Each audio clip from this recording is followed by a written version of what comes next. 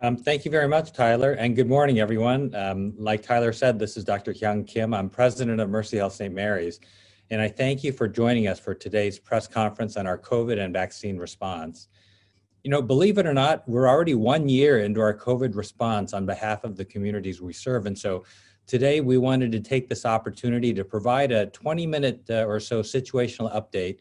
And then we'll open it up to questions from all of you. And again, please do type your questions into the chat feature because we'll go through them in order. It's my pleasure at this point to introduce the other Mercy Health leaders who are joining us today. And the first is Dr. Andrew Jameson. He's our Medical Director of Infection Prevention and Control, and he's going to share the latest on vaccines and vaccinations, including a little something about the one that's expected from Johnson & Johnson. Next is Dr. Karen Kennedy, who is Mercy Health's Regional Medical Director for Primary Care. And she's going to focus on our efforts at our medical group, Mercy Health Physician Partners, including some efforts that we have planned for the more vulnerable populations in the community. Kurt McDonald is our Senior Vice President of Operations, and he's going to share about the Mercy Health vaccination sites, including our drive-through site, and also the West Michigan Vaccine Clinic at the DeVos Center. Finally, Dr. Matt Biersack is our Chief Medical Officer, and he's going to take us through the most recent COVID-19 numbers and Mercy Health's response, and also share about the importance of, not putting off medical care, whether it's routine or urgent. Dr. Biersack? Thanks, Dr. Kim, and good morning, everyone. So in terms of where we're at today with COVID, we've seen really a steady decline in our inpatient COVID volumes. We peaked in mid-November at over 80 inpatients, and this morning we're down to only 8, which is fantastic. We saw 53 new cases that were reported in Kent County yesterday. The 7-day new case test positivity in Kent County is averaged around 4.2%, and the state average has fallen to 3.9%. And when we look internally at our own data, we're down to 7%. And I think all this reflects just a great decrease in just overall disease prevalence within our community. And we're very excited to see these trends. And I think that, that's come at considerable efforts that have been made by the general public, that have been made by employers, their government, public health agencies. And it certainly has been a challenging path, but I believe one that's now definitely reaping considerable benefit. As we've gone through our own response, we've made certain that we've adapted along the way, that we've used and evolved our care based on new scientific literature, new studies that have come out, and we really aim to provide the best, most evidence-based practice that we could. This meant along the way that we introduced novel therapies for COVID, like remdesivir, that we used widespread steroids now in hospitalized patients, and presently that we're making use of novel monoclonal antibody treatments available to certain patients. And so really proud of our efforts in managing COVID care. But I think one of the things that we have to pay particular attention to is the fact that this year hasn't just been about what's happened in COVID.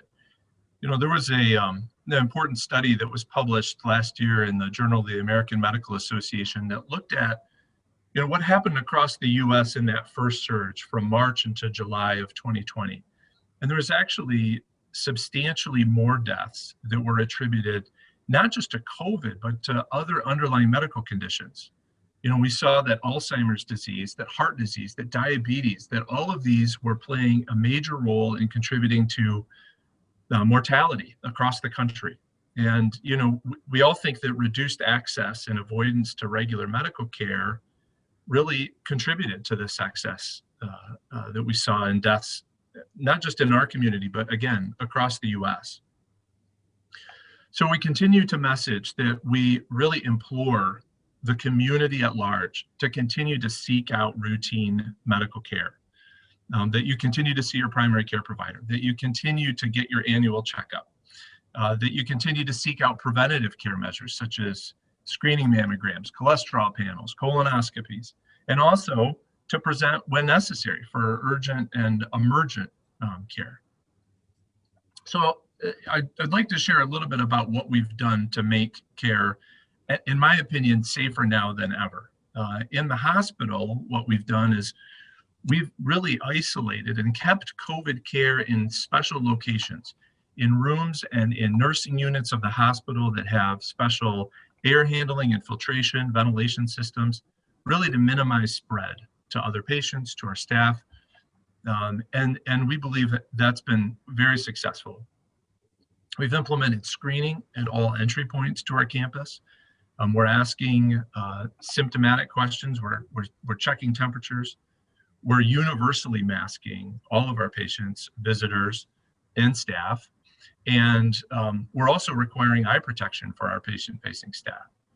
And we're providing the necessary PPE to those that work here and to other patients to make sure that we minimize the risk of spread.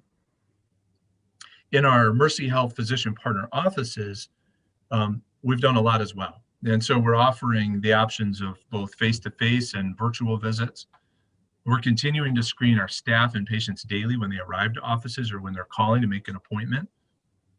We're continuing to mandate, as I mentioned, staff and masking staff and patients as they visit us. We're spacing apart chairs in waiting rooms. We're spacing apart chairs in our outpatient lab and our radiology suites. We've got care managers who are contacting patients by phone to facilitate care coordination when patients are in the home. And what's really exciting is that we're now able to test for COVID at office appointments or arrange for testing virtually. And the options here, really have never been better. For folks who have become sick and are concerned about COVID, we're able to facilitate that testing at the point of care or through, I think, really convenient self-scheduling options that are available on our website. We've set up a call center to help field questions when patients call us around COVID. And so doing all these things has allowed us to keep really just as busy in our office practices. And, what we're hearing from patients is that, their confidence in us and in the safety of that environment is really high. I think the other thing that's worth mentioning is that as we've done all this work with COVID, I'm really grateful that, we've still been able to provide amazing care to patients who've come to us for non-COVID related issues or for non-COVID related care. And so, we were excited again to receive the American Heart Association Gold Plus Award for stroke care that's based on timely, high quality stroke care measures. We're the only hospital in Michigan to have done so 6 years in running, and this was really in the midst of the pandemic. And we were also recognized in the midst of 2020 as a best maternity hospital in Newsweek. And we're proud to have delivered the first New Year baby in Grand Rapids. And so there's been a lot that's been happening that isn't COVID related that we've kept up all along the way. But I know everyone on this call is extraordinarily excited to talk about vaccinations. And so I'm going to have to turn it over to our medical director for infection prevention and infectious disease specialist, Dr. Andrew Jameson. Thanks so much, Dr. Biersack. Happy to chat. I think one of the things that we really want to focus on at St. Mary's, and to a lot of you about already, is pretty significant transparency in what we're doing. So I'm going to lay out kind of exactly what we've received so far, exactly what we've given, and kind of how have we kind of decided where those vaccines are going to go. So far to date, we have received in hand 22,640 Pfizer vaccines. So that is what we have actually received, and we are starting to distribute. Of those received, we've given out 21,960 of those, and that is 97% of the doses received have been distributed. The only reason that's not 100% is because we still have Thursday and Friday to go this week, and we have been getting basically whatever vaccine comes in goes into arms that week. And I'm really proud of our efforts, and we have done a good job with that.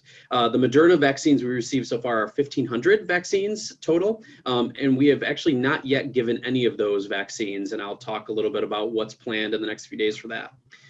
So far, our choice for vaccinating has really broken down into 4 main groups.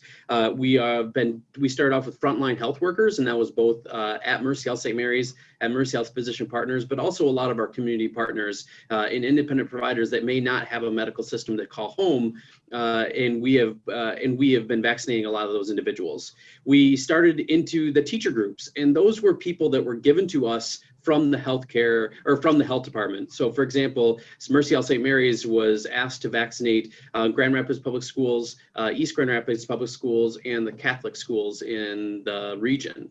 And additionally, we were just asked to take on a few of the Kent Intermediate School District individuals that have not yet been vaccinated, and we're happy to partner with that. And so these were individuals who were designated to us from the health department that we've been tackling. Additionally, we had a big law enforcement partnership that was given to us from the health department from Grand Rapids Grand Rapids Police Department, as well as a lot of our federal law enforcement partners. And then additionally, as we've been doing these community partners, we also have been prioritizing our patients within MHPP and Mercy Health St. Mary's. And those patients are people over the age of 65 with a special preference towards those over 75 and with other potential risk factors. So that's how we kind of have decided who gets vaccinated and how. It's really a race to get vaccines in arms right now. And particularly with some of the news that the variants have been found in Grand Rapids and in many counties throughout Michigan now, I think we're up to over 10 counties having identified the variant. We really feel like the vaccines are a race against those variants because you cannot mutate if you are not replicating. And so we're really viewing our response at Mercy Health St. Mary's as a big part of that. A lot of people have had questions about how do we decide what vaccine goes where and how do we give vaccines out to people. The way that we have decided to allocate the vaccine is by having our main vaccine sites that are higher volume using the Pfizer. Because of the logistics associated with the cold chain are rather significant, and we wanted to have a very clear-cut process for those. Moderna is a little bit more forgiving in terms of how long it can stay in the refrigerator, and we are using Moderna at some of our off-site smaller clinics, and I think Dr. Kennedy is going to touch on that. And then finally, I just want to touch on Johnson & Johnson and say that I think that this is going to be a vaccine that has a lot to offer us and has quite a few advantages over the other vaccines. And I think it's going to be a nice complement to our efforts. So despite the lower vaccine viral efficacy that we were kind of all a little bit disappointed by, when comparing it to Moderna and Pfizer, the fact it's a single dose and the fact that it can be shelf stable for so much longer and it does not need the same refrigerator and freezer requirements as Moderna and Pfizer gives it a huge advantage to trying to move this out into some of our other populations and move this farther and farther away from the hospitals in acute care settings. So I think there's going to be a big place for it, particularly when you look at the data saying that no one was hospitalized and no one died that were in those trials, even if they received even if they got infected with COVID after vaccination. So I think some of that is really going to be important for us to message and move forward. And I really look forward to partnering with this with you as partners in the media to get that message out to our patients. And I think I'm going to be passing this on to Kurt McDonald. So thanks for the time. Thanks, Dr. Jameson. I'm here today to share a few important things regarding St. Mary's operations. So, we partner and we're trying to make it easier for our qualifying patients to get vaccinated by opening 2 new Mercy Health vaccination sites. The first one is the Erdman Garage, which is a drive-through vaccine site right across the street from St. Mary's, very conveniently located. It's for our mobility challenged patients who have the ability to drive through and get the vaccine. And then also in Kentwood, we have transformed an office building into a vaccine site where we can handle as many as 7,000 vaccinations per day. Both the Erdman Garage and Kentwood clinics are options for our qualifying patients. And as supply allows, we're scheduling appointments with adults 65 or older, and in collaboration with Kent County Health Department, we're reaching out to groups of essential workers such as teachers and police officers and fire and correctional facilities. At this time, vaccinations is really by appointment only. We're also proud to be part of the West Michigan Vaccine Clinic, which is right downtown in Grand Rapids at DeVos Place. It's an important resource for our region. We anticipate being able to vaccinate as many as 20,000 people per day, but currently vaccine supply is very limited. It's a really wonderful space and a great location. This week, for example, Mercy Health received 700 doses of Moderna, I think Dr. Jameson was just referring to, which we're using for first doses, and we're going to be popping up some clinics in the community to work on with that. And then we've also received 1,900 doses of Pfizer vaccine this week, which will help us maintain second dose commitments. Recently, this morning, we actually found out we're receiving a few more doses this week, which made us all smile, as we know that helps us continue to put vaccine doses in arms. So it's great. We know many people want to schedule the vaccine, but at this time we're asking for patience. Vaccinating our patients in the community will take time. Availability right now is week to week, just based on what you're hearing for supply availability.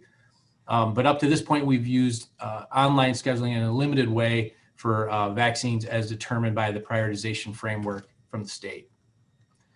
When vaccines become readily available, we will have registration and scheduling options available through our website and patients' primary care providers. I would encourage all of our community members to visit our website at www.mercyhealth.com/vaccine for updates. I will now hand it over to Dr. Karen Kennedy, who will explain how we're making sure vaccines are accessible and to understand underserved members of our community. Thank you. Hi, good morning. Happy to be here. Again, I'm Dr. Karen Kennedy. I'm one of the regional medical directors with Mercy Health Physician Partners. I think today I'll touch on a bit of safety, access, what we're doing for vaccine collaboration and getting vaccines into arms, discussing some of the patient reactions to what we're doing, and then telling you a bit about what we're doing for our underserved community, as I've served as the medical director of our community benefit ministry sites for numerous years and had the pleasure of doing so. So as far as safety, so everyone knows, we continue to screen colleagues in our outpatient offices, and we screen patients daily when they come to the office as well. We make sure that we know who's calling and what appointments they have, and ensure that we're screening everyone appropriately. And we continue to mandate colleague and patient masking in offices and with visits. We do have distancing in the offices, including in the waiting rooms. Sometimes we have learners in our offices, like medical students and residents, and we ensure that this is done as well. So we keep everyone safe. As far as access, we do have face-to-face visits for numerous months now.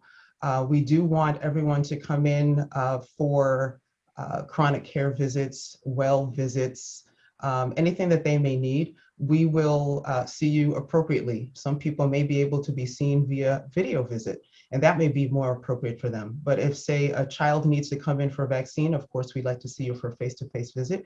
And as I just discussed, we're trying to pay attention with utmost care to safety.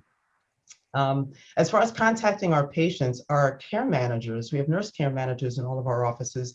They are wonderful in helping to reach out to patients regarding general visits. We also have a COVID call center where people can call and ask questions about all things COVID and the vaccines around it as well. So there's no problem with getting answers to that regardless. We do offer COVID vaccines, or we'll be offering it in our offices. And we do have some outpatient offices that will be doing that soon, but I'll get to that in a little bit. But we are able to see pretty much everyone that we need to via video or otherwise. If someone is tech challenged, if they would rather not do a video visit, or they're having a problem navigating the websites, we're very good about calling people and trying to set things up anyway. So we're open to everyone. As far as vaccine collaboration, we're working from Ludington down to Grand Haven and over to East Grand Rapids with hospital colleagues and public health on a few things.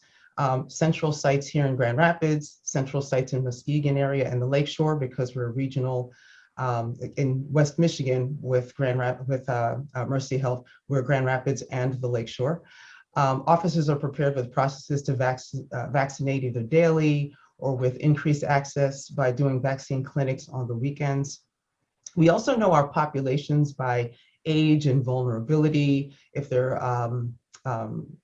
having transportation issues, that kind of thing. We're ready to push appointment invites electronically if they'd like, or physically call them by phone and help those who are most vulnerable as well. Our goal would be, with these collaborations, to provide about 10 to 12,000 vaccinations weekly. or greater if the vaccine is available, because that is a limitation for both the Grand Rapids and Lakeshore markets. And the goal is, of course, to provide consistent, efficient, friendly, sustainable sites for about the next 6 to 9 months for Mercy Health physician partners, patients, and the community. The patient reactions, we're getting some great strong reactions by the vulnerable populations regarding what we're doing to help them, and I'll get to that in a minute. They are wanting to get vaccines, but in a certain way usually. They appreciate the safety, the access, the options, the fact that they could come in their car and be seen that way without leaving the car for vaccines. If there's any reluctance to getting a vaccine, they do appreciate the conversation that we had. I had a long talk with a patient yesterday regarding all things COVID and vaccine, and it was quite edifying. There's still a lot of questions in directing and current populations being vaccinated, but we navigate that as we usually do as a health system. As far as the underserved populations, Mercy Health has always been dedicated to helping those who are the most vulnerable. For example, in our Sparta office, Brown and Claytor office, and Clinica offices, we service everyone, but we do also welcome migrant workers, immigrants, those from other countries who are just coming to the country for the first time, people who may be undocumented and need some assistance as well, African American community. So we are dedicated to that as an organization and have opened several of these clinics over the decades. Brown and Claytor, for example, being one, was opened about, I'm going to say about 3 decades ago. And it's actually, as a little background, so you know what Mercy pays attention to, it's actually named after 2 African American doctors that were prominent in the early 1900s, Eugene Browning and Robert Claytor. Eugene Browning was a pediatrician. He actually brought forth the well child visit to this area. He was the one that actually put that forth. It's so common now, but they emphasized preventative care even back then. And they both were quite revered in this area. They didn't work out of our office, but the office was named after them to honor them and to encourage patients in that particular area, which is mostly African American, to come and see us. We have a wide variety of different types of people that work in the offices, including care managers, community health workers that help to call patients as well and tell them a lot about vaccines. And community health workers are people who live in these communities, so it's a wonderful thing. We partner with some of the local organizations as well, like the Grand Rapids African American Health Initiative, the Hispanic Center. I could go on, but Mercy is quite dedicated to these patients and not in a superficial way at all whatsoever. As a matter of fact, as far as vaccines, we plan on having a pop-up clinic this weekend at the Brown and Claytor Health Center. It will be appointment only, it's not walk-in, doing appropriate screenings. And at Clinica, we hope to have a pop-up clinic soon too. These patients look at these offices as their home. It is a warm, gentle, safe place that they feel comfortable in. And I've even heard even this morning that although we do have the DeVos Clinic and some other clinics open, like the Erdman Garage or the Kentwood Clinic, that they'd rather get it in their own office with their own staff because they feel very safe there. So hopefully I've brought to you a little bit about what Mercy is about and their dedication to all patients, including those most vulnerable. And I'll turn it back to Dr. Kim to manage the question and answer portion. Thank you, Dr. Kennedy and everyone. Before we go to the questions, I just want to express what a privilege it is for Mercy Health St. Mary's to serve the community's needs in this time, and how much we also appreciate the ways the community continues to partner with us to fight COVID, that we're all in this together. Now, let's go to the questions. The first question is from Lindsay, and it says, thanks for taking the time to provide this update. Can someone please clarify what the chain looks like for distribution? Is there allocation coming directly from the state, or does the county receive the shipment and then allocate from there to hospitals? Do you receive notice on what your allocation will be on a specific day of the week, and how does that then impact appointments that are scheduled out? We've heard a few northern counties actually saw their allocation drop for this week from previous weeks.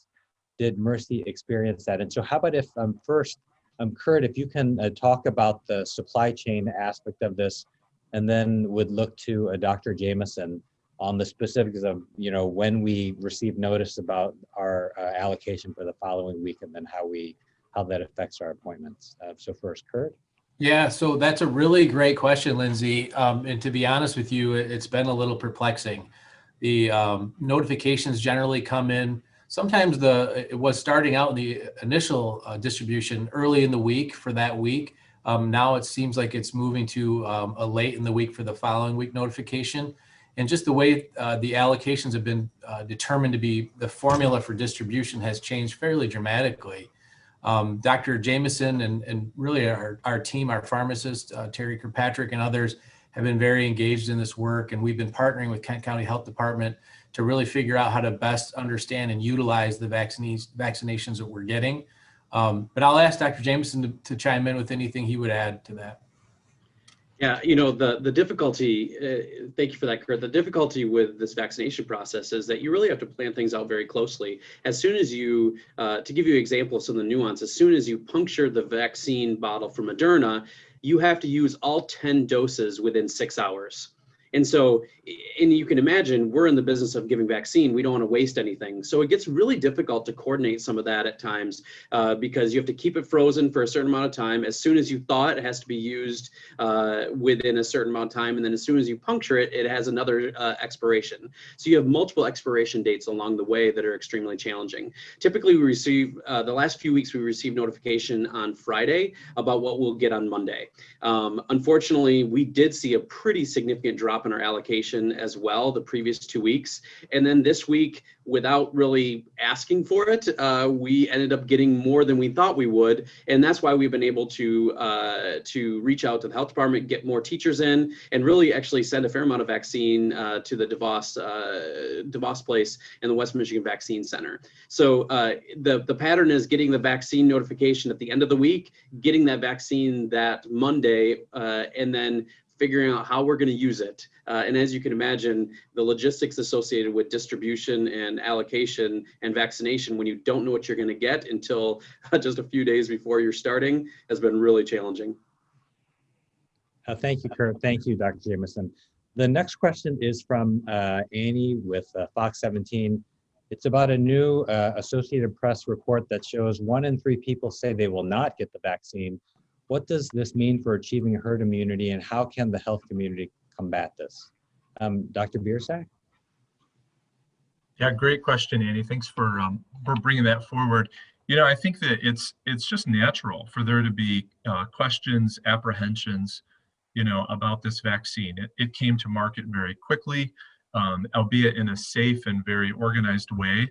I think we all had some apprehensions. What's it going to mean in terms of, will I have side effects? What does this vaccine look like in comparison to others? All that I think is very natural. And I think we're going to see quite a bit of evolution of uptake along the way. I think just as we look at our own population of staff, as we look at when we first started vaccinating healthcare workers, there was a lot of folks who had questions and apprehensions. They wanted to see how this was going to go. How are their friends and families going to react? And then as time went on, even in this short period of really just a couple months, we've started to see people rethink those apprehensions, get more comfortable with the idea. They're seeing their friends, they're seeing other people from their community or their coworkers be vaccinated. And so I think that, even though we see these polls show, again, a lot of apprehensions, I think this is going to change and already has over time. How can we as a health community combat this? A lot of it has to do with the education that we've already started to do, making sure people understand how the vaccines work, what side effects to expect, when to seek care.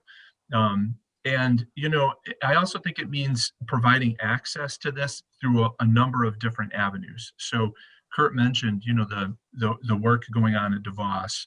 We talked a little bit about some of the own clinics and sites that we've stood up. And Dr. Kennedy spoke to, the notion that for certain populations and patients, they're going to need that very personal relationship that they have with their primary care provider to receive a vaccine in the office. And so we want to offer lots of different opportunities so that folks can really feel comfortable with not only the vaccine itself, but the site of care and administration of it. Thank you. The next question is from Mark at MyBiz, and he asks, can you elaborate on what you are now doing to reach out to underserved and minority communities to provide information and education about the vaccines and access? Survey data such as Kaiser has shown those populations less willing to get vaccinated or taking a wait and see approach. Dr. Kennedy? Yes, thank you very much. And Mark, thank you for the very, very, very important question.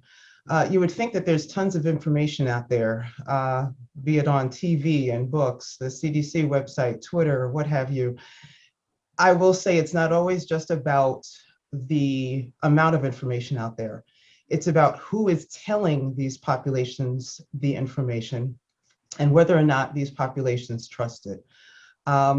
As maybe everyone on the conference knows, but if not, there have been many things happening in the health community for decades here in the United States that haven't always been fair to these communities, or at least the communities did not think that they were fair as well, depending on what we're looking at. The Tuskegee experiment is always brought up as one thing that had been a problem, where there were Black men primarily, or Black people, but more primarily Black men that were being watched as far as how syphilis was progressing in their bodies. Even though there was a cure for it, this was watched. And this was all the way up until about 1973. And I was alive. I mean, it's a shocking thing at that time. There have been all kinds of tests done on OBGYN patients in the African-American community years past that were not ethical in the least. The Hispanic community, especially those who are undocumented, don't always feel that they are being treated in a proper way either. So I can understand why they may not necessarily want the vaccine due to either the information that they're being given or from the people who are telling it to them. So in answer to your question about what we're doing about it, many different things, and we're not going to stop. Everyone on this call is absolutely wonderful in engaging the patients and with information and trying to set up, like I mentioned before, pop-up clinics, for example, where we are able to give vaccination in certain clinics in their area so they can see their staff and even ask questions and trust that this is the way that we think that things should be done. I will say also on another level, I personally and some others have done conferences such as this. The media helps us greatly with this. I've worked with the American Health Association specifically for these communities. And we also plan to do more in terms of the radio stations, newspapers that those communities read, any Hispanic or Latino populations, that kind of thing is what we're doing. And it's working really well. We do have translators all over, and community health workers help us with this as well. So thank you for the question. Okay, thank you. The next question is from Emma from WZDM 13. Wondering if you all have data on the racial breakdown of who is receiving vaccines so far. Dr. Jameson, what kind of data do we have so far? So I'm going to get to that, and I do want to give one specific example of something we're doing for some of our at-risk populations, like this week. One thing we notice is that that getting a hold of people that were designated to us as kind of quote unquote high risk from the health department is not always easy. And trying to get people to fit into one day for a vaccine appointment is really challenging with work, transportation requirements, scheduling at a time. And so we actually made a quick pivot this week. And so for our Clinica patients, which is in the 503 zip code and serves a significant Latinx community, we're going to be embedding a vaccinator in that clinic to try to meet people when they show up for appointments. So rather than trying to educate, hunt down, try to do this big community outreach, we're going to try to meet people where they're at, so that as they see their doctor, as they get to a situation in an environment they trust, they can then schedule an appointment for a vaccine, and it may be actually at that time. So that is just a specific example of how we're trying to go small and really meet some of these communities where they're at.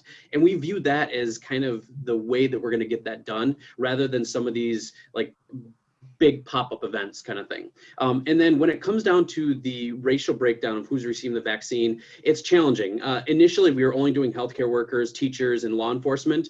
And so our data is definitely skewed because of that. And particularly if you're designated, you know, the East Grand Rapids School District, that's going to change what you get if you compare it to some other school districts. Our data internally is around 3% Latinx and 3% African Americans so far. What we started doing when we moved into our patients and when we got out of some of those community partners, that shift is pretty dramatic, moving towards some of our patients of color. And we view that as a huge priority for us. And one thing that we've done is actually we've given the health department this data regularly, because when we're meeting and we're talking about things, we are actually determining what school or what zip codes we're going to go into based on what zip codes have already been vaccinated. So we're trying to match up our vaccine data with the health department's data about how many people in a certain population are in a zip code. And then we're either moving on or we're staying there to try to target that. So it is a huge priority. It's a huge priority for the health department and us.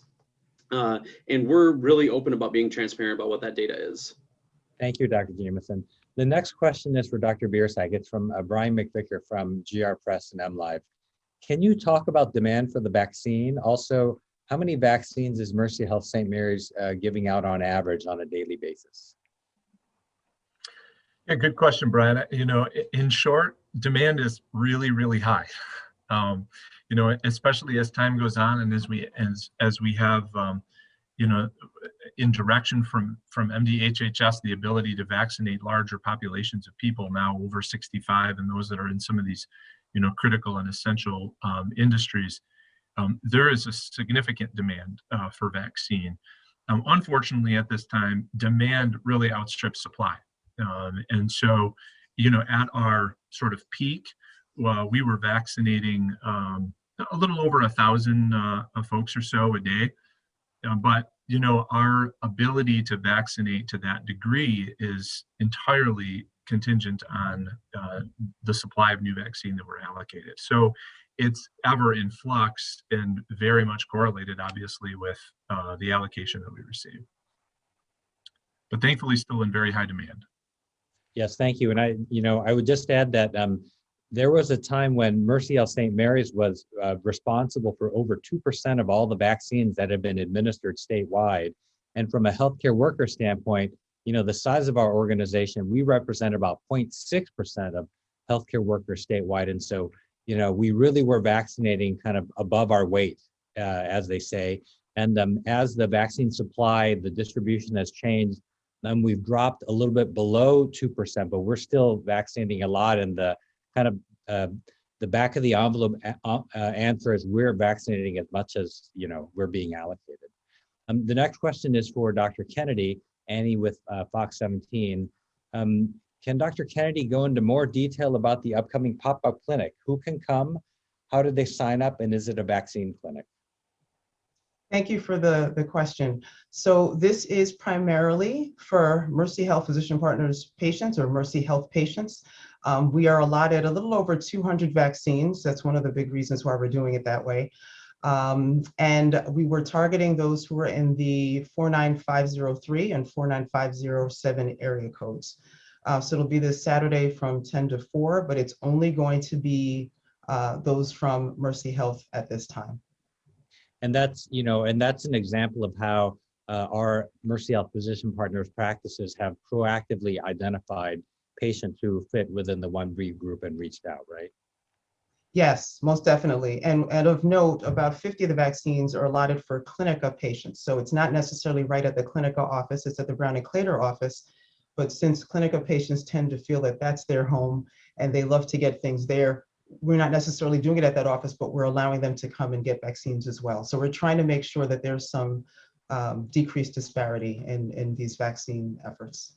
Great, thank you. This next question is for Kurt, and it's from Lindsay at Wood TV. Have you identified ways to help efficiency? Would receiving doses directly from Pfizer and Moderna help if you could remove the allocation process?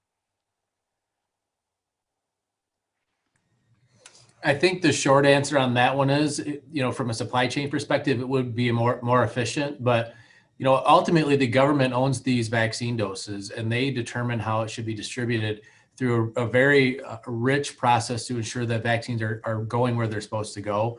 So we really rely on the government to help us understand and make sure that they're headed in the right direction. It is, again, a bit challenging at times and has been a bit of a quandary, as I think Dr. Jameson just alluded to. Sometimes we're getting notice of things showing up that we hadn't anticipated, which is great, or vice versa. We had anticipated some doses that we just aren't getting. So the short answer is perhaps, but we're trusting our government to make sure that we're getting the doses we need. Andrew, anything you would add, Dr. Jameson? No. The only thing that I would add is that, what you're hearing from us around the shortage and somewhat unpredictability of vaccine doses, I'm sure similar to what you've heard from other folks. It's something that we talk about among the health systems and the health department on a regular basis.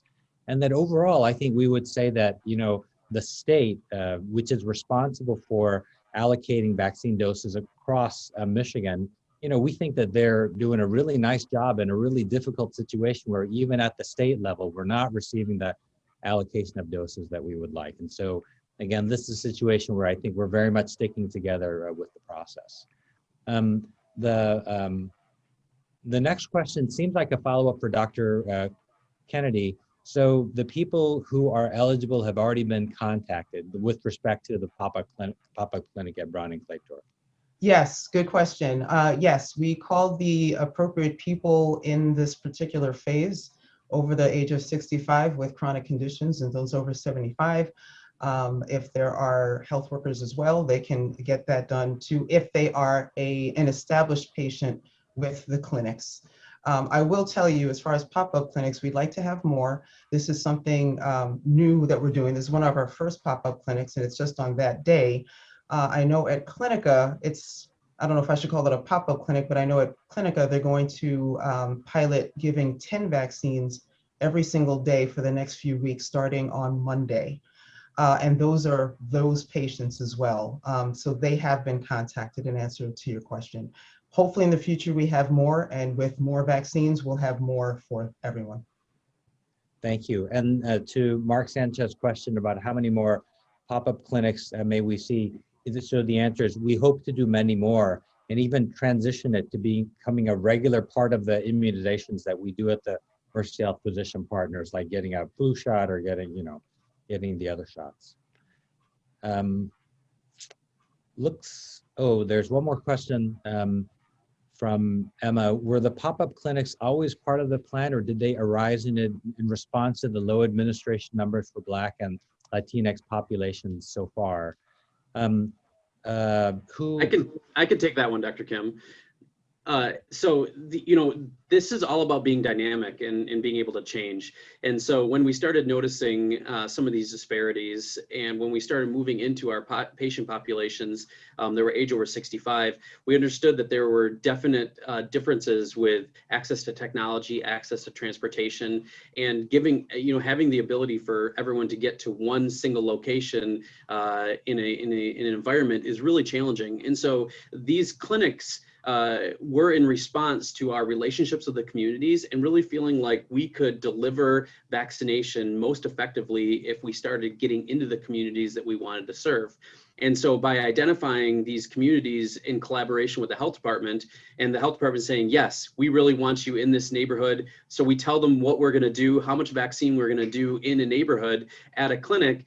And what we see is really kind of using our patients as a first test go, but then moving forward, we want this to be a site where patients in the community that may not be ours having access to that as well. And so we're really looking to kind of say, to move from a centralized source to kind of getting our fingers out into the communities and meeting people where they're at. And that's a huge priority for us. And so we really view our approach as three-pronged. The West Michigan Vaccine Center is a huge massed vaccine site that is going to be able to serve a ton of people and get through a huge number, and there's value there. We view our sites at Kentwood and Erdman as a place to really go after people with mobility issues or people that are nervous to go downtown or want to have a more personal touch. And then the third approach is really embedding ourselves into our clinics and offering it to people that may have some distrust of the government, distrust of the medical system as a whole, because we know that inside our clinics we have those relationships that can make a difference. And so if you go and spend some time with Dr. Kennedy and then she's able to convince you to get vaccinated, we want to have the ability to say, get vaccinated today, you can get it right now. And that's really that three-pronged approach that we're trying to do. And I'll just hop on that for 60 seconds just to say, and not even in terms of the vaccine, but just in terms of the general ethos of Mercy. When COVID first came out, and it was a big thing, and we were still learning about it, and we were trying to test people, we were trying to test everyone, right? So we were finding that about 40% of those who were positive were African American, 20 to 30 were Latino, and that was all in Michigan as well, not just here. So as a result, being Mercy and their dedication to these communities, we decided to have those two offices also added as testing sites. So that, just to answer what our general ethos is, we always have our minds on these communities, but we try to see if they will be open to certain things first. If that's not quite working, they might want to have certain things done right in their offices.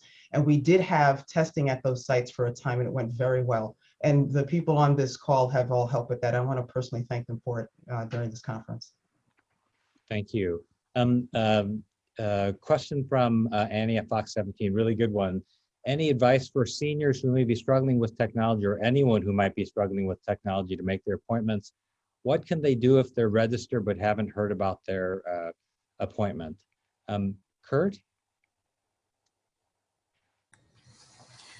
There's a couple of different answers here. For the West Michigan Vaccine Clinic, there is a website you can go to. It's wmvaccineclinic.org, where you can register, and you would be on a list, and it's based on prioritization. For seniors would certainly fit in that category, and there's a phone number to call. There's a very large call center that could answer any questions you might have. From a technology perspective, you don't even have to use the website to register. When it comes to our own patients, we've been very proactive in mining data for our Mercy Health patients to determine who fits the criteria and actively reaching out. Would be wonderful if we could, and we have the technology to have folks go on and schedule online or to call and make an appointment through their PCP. But as we've talked about already, just the vaccine supply limitations aren't allowing us to really do that just yet, to open up wide like that, like we'd like to. But right now, I would say, again, patience. I know that's not the answer a lot of folks want to hear, but we're asking for some patience, and we're being very hopeful, as Dr. Kim indicated, that the government is pushing hard to get more vaccines in our hands so we can get them in arms. And so that's the advice I would give. Anything you would add, Dr. Kim or Dr. Jameson? The only thing that I would add is that the phone number that Kurt referred to is 833-755-0696 for the vaccine clinic, the West Michigan Vaccine Clinic, which again is a partnership that we're doing with the Kent County Health Department and Spectrum Health. And so let's bring this to a close, and with the close, just encourage you, if you have follow-up questions, to reach out to Amy Rod or anyone from our communications team. We're happy to help you with those follow-up questions. And just want to share that on behalf of our presenters and also Mercy Health St. Mary's, just thank you for joining us today, and also for helping to keep everyone informed, including about the continuing importance of following public health guidance like maintaining distance and wearing masks. So thank you, and please be safe and be well.